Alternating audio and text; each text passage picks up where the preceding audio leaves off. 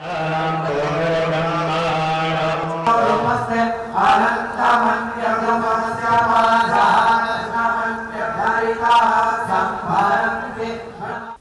माँ इंद्राक्षी जय अम्बे। इंद्राक्षी धाम में सभी साधकों का हम हार्दिक स्वागत करते हैं। इस विशेष अंक में हम एक ऐसी चर्चा आपसे करना चाहते हैं, शायद ये समस्या अनेकों लोगों के साथ हो। क्या? धन का पहिया जाम हो जाना, धन वृद्धि रुक जाना, धन आना बंद हो जाना। कई बार हम जीवन में अथक प्रयास करते हैं, लेकिन हमारे सभी प्रयास विफल हो जाते हैं और कहीं से हम कुछ कमा नहीं पाते हैं। और कई बार तो ऐसे रास्ते बंद होते हैं कि एक एक रुपया, एक एक पैसा व्यक्ति के लिए बहुत मूल्यवान साबित हो जाता है। जब जेब भरी हो तो महसूस नहीं होता, और जब जेब खाली हो तो एक रुपया भी बहुत बड़ा नज़र आता है। क्या कारण है और उसका क्या निवारण है, आज के इस अंक में हम आपको बताएंगे।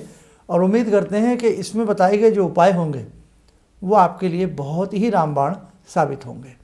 आइए पहले आज का हम पंचांग देखें। 7 जनवरी सन 2025 दिन बुधवार, संवत 2082, माघ का महीना, कृष्ण पक्ष, तिथि पंचमी, नक्षत्र मघा, राहु काल 12 से 1:30, दिशा शूल उत्तर पूर्व दिशा। कई बार धन आगमन के रास्ते में हमारे अनेकों प्रकार के प्रारब्ध के कर्म आ जाते हैं। हमने जैसे प्रारब्ध में कर्म किए हैं, हमें कई बार उसका कुफल प्राप्त होता है। और कई बार नज़र टोक भी हमारे धन पर बैठती है। आप माने ना माने, एक व्यक्ति की बहुत अच्छी खासी तरक्की हुई, उस व्यक्ति ने बहुत कुछ अपने जीवन में देखा, कमाया, बहुत आगे बढ़ा, और अचानक सब कुछ लुट जाता है। अचानक मानो जो कभी धन की बरसात हुआ करती थी, सब कुछ ख़त्म हो जाता है। ऐसा भी बहुत लोगों के साथ होता है। इसका कारण है कि हमारी जन्म पत्रिका का 9वां भाव, हमारी जन्म पत्रिका का 10वां भाव और हमारी जन्म पत्रिका का धन भाव, द्वितीय भाव, 10वां भाव और भाग्य भाव 9वां भाव, इन भावों में जब ग्रहों की चाल उल्टी होती है, या यूँ कहें इनकी दशा, प्रतंत्र दशा, अंतरदशा, या इन ग्रहों में जब आपस में इस प्रकार से तालमेल ना हो इनमें बैठे हुए भावों में, तो भी व्यक्ति का समय विपरीत हो जाता। लेकिन हर व्यक्ति को ये भाव देखने नहीं आते, कुंडली देखनी नहीं आती। हाथ की रेखाएं थोड़ा थोड़ा सब समझ सकते हैं। आपकी हथेली के मध्य में एक होती है भाग्य प्रदायिनी शनि रेखा। कई बार कुछ व्यक्तियों की हथेली के मध्य में, जो आपके यहाँ से जॉइंट से चल करके ऊपर की तरफ मिडल फिंगर के नीचे जाती है, वो रेखा कई बार बड़ी कष्टकारी होती है, कई बार होती नहीं है, और कई बार उस रेखा के जो मार्ग स्थान है उसमें विपरीत स्थिति का योग बन जाता है। ऐसी स्थिति में भी आपके धन के मार्ग अवरुद्ध हो जाएंगे, आपके मार्ग रुक जाएंगे। कई बार किसी व्यक्ति की ऐसी दीठ लगती है, हम माने ना माने, एक सब्जेक्ट हमने बहुत पहले समझाया था, क्या नज़र लगती है? नज़र साहब लगती है। अगर ऐसा ना होता तो ऐसी बात नहीं है। बहुत लोग कहते हैं ये सब बेकार की बातें हैं, बड़े एडवांस लोग भी इस बात को कहते हैं, लेकिन भवन बनेगा बाद में। भूत वाली हांडी पहले लटका दी जाती है, गाड़ी आती बाद में है, बाद में उस पर काला टीका लगा के नींबू फोड़ करके करते सब हैं, लेकिन एक दूसरे को मानने को कोई तैयार नहीं होता। खैर, सब्जेक्ट है, माने ना माने ये अपना मानना है, लेकिन नज़र होती है और नज़र लगती है। और नज़र का खेल है ग्रहों का भी। शनि की दृष्टि, शनि की नज़र जहाँ पड़ जाए कोयला बन जाता है। ऐसी बात नहीं है साहब। तो इसीलिए ग्रहों में भी नज़र का खेल है, दृष्टि का खेल है। ऐसे ही जीवन में किसी व्यक्ति की ऐसी नज़र लगती है कि मानो सब कुछ लूट पिट जाता। मोटा माटी आपको समझ में आ गया कि आपकी ग्रह चाल, आपके प्रारब्ध का कर्म, और तीसरी बात नज़र, और चौथी बात और होती है साहब कोई स्थान विशेष। हर दिशा सभी के लिए शुभ नहीं होती और दिशाएं कभी अशुभ नहीं होती, लेकिन अपने हिसाब से दिशाओं का चयन भी कई बार बहुत बड़ी नुकसानदेह बन जाता। हमारा व्यापार इस शहर में था, लेकिन लालच आया कि उस शहर में और भी अच्छा चल सकता है, हम चले गए, सब कुछ लुट गया, ख़त्म हो गया। हम छोटी सी दुकान में काम कर रहे थे, हम छोटे से भवन में ज़िंदगी का आनंद ले रहे थे, लेकिन मन में आया कि बड़ा भवन बना लें या वहाँ जा कर के बना लें। भवन चेंज किया गया, ऐसा हमारे पास भूमि वास्तु का दोष पड़ा कि वहाँ जा कर के ज़िंदगी का पहिया ही रुक गया, चक्का जाम हो गया। और जहाँ बैठे थे, छोटी सी जगह में बैठे थे, छोटे घर में रहते थे, छोटी दुकान में रहते थे, लेकिन सुख पाते थे। तो देखो यहाँ कहीं ना कहीं वास्तु विशेष की भी बात आ गई। तो 4 बातें ऐसी निकल करके आती हैं कि जो बड़ा कारण होता है। इसके लिए किसी मर्मज्ञ को अपनी कुंडली, हाथ की रेखा, कुंडली ना हो तो हाथ की रेखा, या अपने घर का वास्तु, अपनी फैक्ट्री का, उद्योग का भी एक बार जीवन में दिखा लेना चाहिए, अगर ऐसी समस्या से आप जूझ रहे हैं। अब आते हैं निवारण की तरफ। हमें ऐसी स्थिति में क्या निवारण करना चाहिए? आपको मैं बहुत मन से, दिल से एक बहुत अच्छा उपाय बता रहा हूँ, आप करके देखें। भगवान श्री गणपति का मंत्र सबको याद है, ओम गंग गणपतये नमः। सबको याद है, आसान मंत्र है। रुद्राक्ष की माला हो या लाल चंदन की प्रवाल की माला हो, प्रवाल या लाल चंदन, आप क्या करें, 11 माला इस मंत्र की प्रतिदिन गणेश चतुर्थी से प्रारंभ करें। चतुर्थी इसमें शुक्ल पक्ष की लें आप। ओम गंग गणपतये नमः, ओम गंग गणपतये नमः। कुछ लोग इसको गम भी पढ़ते हैं, दोनों दृष्टियों से सही है। ओम गंग गणपतये नमः। 11 माला गणपति जी की आपने कम से कम 3 महीने करनी है। और गणपति जी की माला करते ही 3 माला आपने गायत्री मंत्र की करनी है, ओम भूर्भुवः स्वः। सबको याद है गायत्री मंत्र भी। 11 माला गणपति की, 3 माला भगवती जगदम्बा का, जगतजननी का ध्यान करते हुए, सूर्य भगवान सविता का ध्यान करते हुए, पूर्व दिशा की तरफ बैठ करके 3 माला आपको गायत्री की करनी है। और उसी के साथ साथ आपको एक कनकधारा स्तोत्र का पाठ करना है। ये आप लिख लीजिए, कॉपी में नोट कर लीजिए आप कि कनकधारा स्तोत्र का पाठ, 3 माला गायत्री की, 11 माला गणपति की। आपने कब से करना है? शुक्ल पक्ष की चतुर्थी से या शुक्ल पक्ष की द्वितीया से। द्वितीया सर्वश्रेष्ठ मानी जाती है शुक्ल पक्ष की। तो शुक्ल पक्ष की द्वितीया से ये साधना आराधना शुरू करें। और जब पाठ पूरा हो जाए, क्षमा प्रार्थना मांगें कि हमसे जो भी भूल चूक हो गई हो, हमें हे भगवती, हे भगवान श्री गणपति, हमें क्षमा करना, मंत्र में कोई पढ़ने में त्रुटि रह गई हो तो। अब इसी के साथ साथ एक कार्य आपको और करना है। अमावस्या के दिन 5 किलो गुड़ ले लें आप। और यदि आपको लगे कि ठंडी का मौसम इतना नहीं है तो आप थोड़ा कम ले लें, फिर 5 गुड़ के ढेले ले लें। आपको 3 पतली पतली बत्तियां बटनी हैं और उन बत्तियों को घी में डिप करके दक्षिण दिशा में अपने पितरों के निमित्त जमाएं। और जो गुड़ के 5 ढेले हैं या 5 किलो गुड़ है वो नज़दीक में रख लें। उसके साथ ही 1 लोटे जल में थोड़ा मिष्ठान, काला तिल, कच्चा दूध डाल करके रख लें। जो तीनों बत्तियों को एक साथ बट लें, प्रज्वलित कर लें, दक्षिण दिशा में मुख करें, पितरों के निमित्त जला करके प्रणाम करें कि हमसे कोई भूल चूक रह गई हो, हे हमारे जो भी जाने अनजाने पितर हैं, हमारे पूर्वज हैं, हमें क्षमा करें। और ये जो मैंने दीप दान किया है, पितरों के निमित्त किया है, इससे वो संतुष्ट हों। और जो लोटे में जल है वो दक्षिण दिशा में पितरों के नाम से अमावस्या के दिन दे दीजिएगा। महीने में एक ही अमावस्या आती है, कम से कम 5 महीने आप अमावस्या के दिन ये लगातार करते रहें। और जो आपके पास गुड़ है वो आसपास जा कर के गौ माता को खिला दें।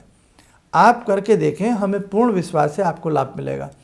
इसी के साथ साथ यदि संभव हो सके, भगवती के अनेकों मंत्र हैं देवी दुर्गा के, एक मंत्र भगवती देवी दुर्गा का किसी भी विद्वान से, किसी भी आप जिन्हें अपना गुरु या मास्टर गाइड समझते हैं, उनसे एक मंत्र ले लें। और उस मंत्र को आप जब ये 4-5 महीने की साधना हो जाए उसके बाद वो करना शुरू कर दें। आप देख लेना 110% आपके जीवन में भाग्यवर्धन होगा। और एक इसी के साथ साथ एक काम और छोटा सा आपको करना है। वो क्या करना है? घर में तुलसी ज़रूर लगाइए। तुलसी में शालिग्राम जी रख लीजिए, किसी उसमें किसी उनकी वो आती है ना रखने की जो गद्दी आती है, उसमें शालिग्राम जी रख लीजिएगा। हर बृहस्पतिवार शालिग्राम जी को गोपी चंदन का तिलक लगाइए, तुलसी माता जी को गोपी चंदन का तिलक लगाइए, शालिग्राम जी को स्नान करा करके धूप दीप दे करके, चाहे बाद में वहाँ से उठा लीजिएगा, 1-2 घंटा वहाँ उनको बैठे रहने दीजिएगा, यानी कि स्थापित रहने दीजिएगा। और बस इतना करने भर से आपके घर में श्री संपन्नता आएगी। अब आप सोचें कि हमें तो आपने प्रैक्टिकली उपाय बताएं, कोई ऐसा नहीं बताया बहुत आसान हो। देखो भैया, ज़िंदगी के जब पहिया जाम हो जाए ना, और ख़ास तौर से श्री समृद्धि जब रुक जाए, तो उसकी साइकिलिंग करना आसान नहीं होता। किसी भी वक्त की प्राप्ति के लिए, किसी भी बड़े काम के लिए थोड़ी मेहनत करनी पड़ती है। अगर 24 घंटे में से आधा पौना घंटा हम अपने जीवन को श्रेष्ठ बनाने के लिए दे दें तो उसमें बुराई क्या है। इसमें आपका कुछ नहीं जाएगा, सिर्फ गुड़ का खर्चा जाएगा, वो भी महीने में एक बार, और वो भी आपने गौ माता को खिलाना है। क्या हम गौ माता के लिए इतना भी नहीं कर सकते? क्या हम अपने पितरों के लिए, पूर्वजों के लिए एक दीप नहीं जला सकते? क्या हम अपने जीवन को श्रेष्ठ बनाने के लिए आधा घंटा जप नहीं कर सकते? इसीलिए आप करिएगा, जो हमारी बात पर विश्वास करते हैं करके देखें, सर्वश्रेष्ठ लाभ की प्राप्ति होगी। और रही बात टोने टमकों की, झाड़ फुंकार की, इनसे बेटा कुछ नहीं होने वाला। आप गले में कितने भी ताबीज़ पहन लीजिएगा, आपको मैं छोटे मोटे उपाय बताऊं, पानी में ये डालाओ वो डालाओ, कुछ भी नहीं होगा, आपका टाइम वेस्ट होगा। कम से कम आपको इतना तो लगेगा कि मैंने गौ माता को, मैया जी को गुड़ खिलाया, आपको आनंद तो आएगा, अच्छा तो लगेगा, उनका आशीष भी मिलेगा। आपने अपने पूर्वजों के नाम से तिल वाला जल दक्षिण दिशा में दिया, आपको अच्छा लगेगा, आपको संतुष्टि होगी। आप करके देखिए, आधा घंटा आप प्रातःकाल जप करेंगे, आपकी ऑरा क्रिएट होगी, आपके घर के अंदर मंत्रों की ध्वनि गूंजेगी। आपके घर में वास्तु दोष हो, कोई नज़र दोष हो, मंत्र की ध्वनि से की गुंजारिश से समस्त दोष दूर हो जाते हैं। इसलिए मंत्रों का कंपन, मंत्रों का गुम्फन बहुत ही शानदार होता है। तो आप बस, अब आपकी इच्छा है, हमने आपको बताना था, आप करिएगा। आइए, समय हो चला आज की ध्यान साधना को जोड़ते जगत जननी भगवती जगदम्बा से।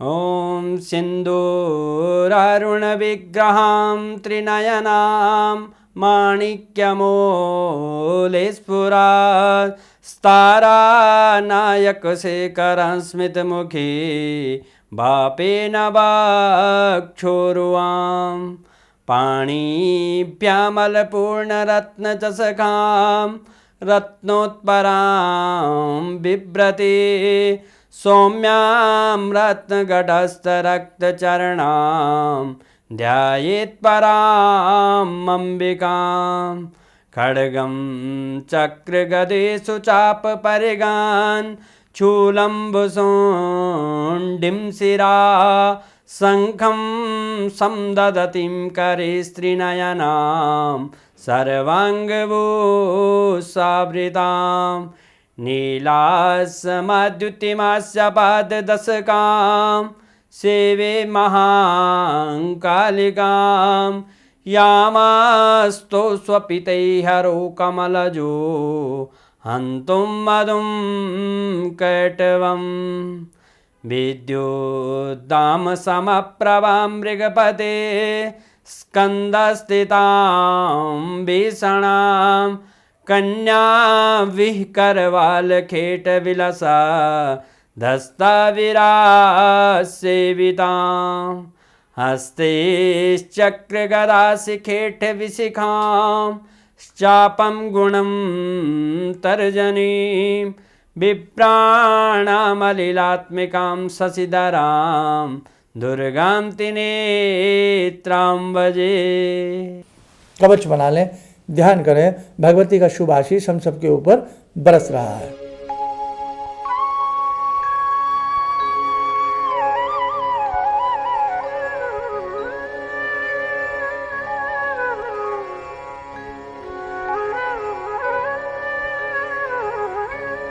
ओम बोलते हुए नेत्र खोलें, सामान्य हो जाए।